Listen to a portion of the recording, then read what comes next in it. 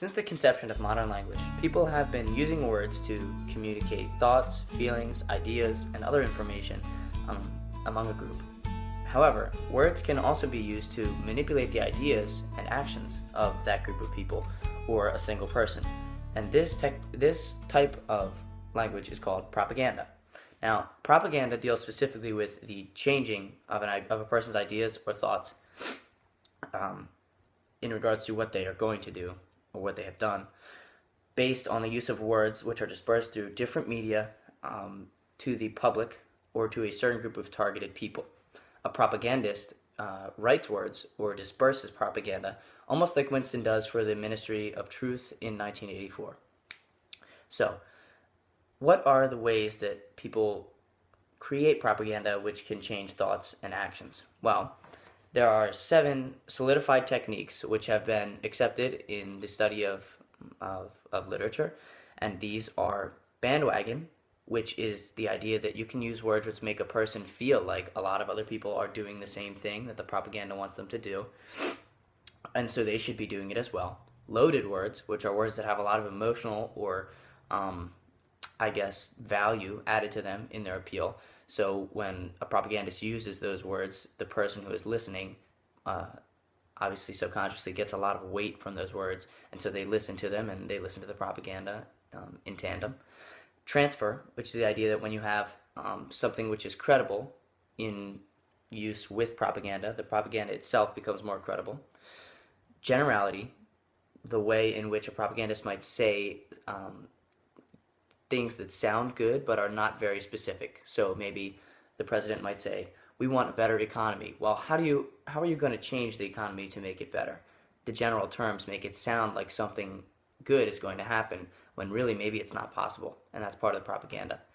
Testimonials, so having someone who is credible or having someone who is famous come and sponsor the propaganda or actually be the propaganda, speaking in spoken word the propaganda.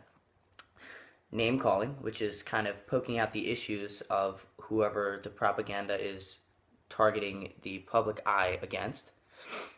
Plain folk, which is the idea that propaganda can be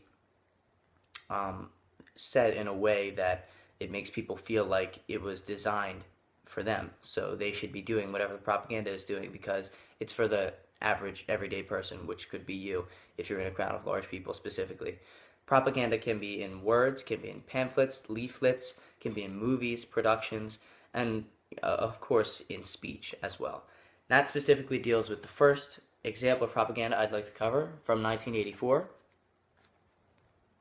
and that is O'Brien's character. Now, specifically in the part when Winston travels to O'Brien's house because he thinks that O'Brien is a member of the revolution, almost the revolutionary group, O'Brien uses a lot of spoken word propaganda to change the way Winston thinks, and it kind of leads us and Winston to believe that O'Brien truly is a revolutionary as opposed to the member of the thought police, which we know he is in the end.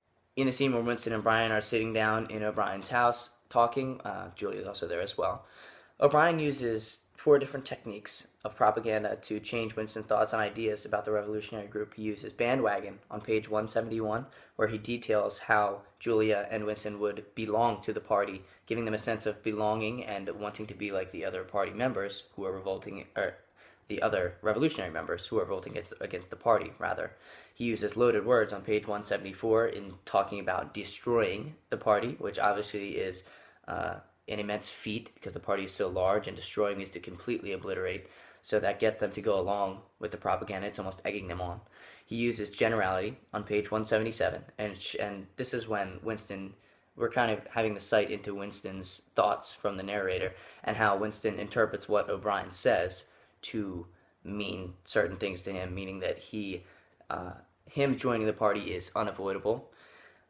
He uses transfer on page 171 by bringing up Emmanuel Goldstein's character and tying in Emmanuel's revolutionary personality with the revolution itself, and therefore including Julia and Winston in the revolutionary group, which kind of goes along with almost testimonial because we have Emmanuel Goldstein, who is obviously a famous revolutionary figure, and that idea of belonging to the Brotherhood. Now, the second example of propaganda I'd like to bring up deals with something in reality, so outside of 1984, and it's actually this picture right here behind me. My great uncle was the president of the Senate in the Dominican Republic, and this picture was taken after the dictatorial leader, Rafael Trujillo, was assassinated, possibly worked by the CIA and the United States, who was closely tied with the Dominican Republic at the time. And this picture details the military mindset of the previous dictator in tandem with the new political and thinking strategy of the new government. So we have a similar set of techniques here used in the propaganda that this picture presents. So we have loaded words, the values that are brought about by the men being military men and looking off into the distance in their suits and uniforms, and the idea that these two down here are thinkers, they're working, they have paperwork and glasses and expensive suits, and that brings in those ideas and ideas associated with expensive things, work for the country, a strong military, and a good country. We have testimonials. President Balaguer, the man who led the country after the dictator, was known to be more of a politician as opposed to the hard-handed military man that the dictator was.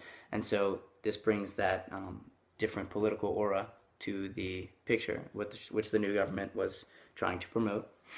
And we have generality. We don't know what the men are doing, but it looks official. Obviously, we have the paperwork, and we have the military men wearing sunglasses, looking off into the distance, standing strong by their leaders. So, in conclusion, after looking at both of these different examples of propaganda, we can say that they both use similar techniques, those same 7 which were defined earlier on in the presentation. We can say that both pieces are composed of work involving figures of higher authority, obviously O'Brien in the 1984 example, and members of the government of the Dominican Republic in this picture here. And I think they might be considered more trustworthy or credible than the general public eye, whether it be Winston or the citizens of the Dominican Republic looking on to the propaganda which is being spread about. And I think this has to do with the ease of the propaganda changing minds when coming from authority. We can also say that although these two examples are of different mediums, they both look to bring about an aura of credibility and formality to something which may be not truly what the propaganda cracks it up to be. And I think oftentimes that is the goal of modern propaganda. Thank you for watching. I'll send you an email with my citations and my presentation notes. Thanks. I remember when we were driving in your car, speed so fast.